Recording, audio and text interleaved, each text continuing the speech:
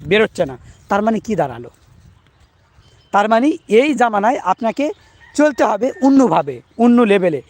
আপনারা দেখেন না, একই খাবার খালি মোড়ক চেঞ্জ করে, এটা কি খেয়াল করে দেখেছেন? ডেট চেঞ্জ করে দেয়, খাবার কিন্তু সেই একই আছে, নতুন মোড়কে, নতুন রূপে, নতুন সাজে সেই পটেটি আলু ভাজাই দিবে।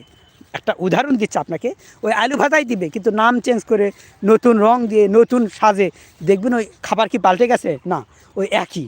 ফেয়ার অ্যান্ড লাভলি শুনে আর দেখছেন দাম বৃদ্ধি হয়ে গেছে। ফেয়ার অ্যান্ড লাভলি সুনু বলেন, লাক্স সাবান বলেন, এগুলোর দাম বেড়ে গেছে।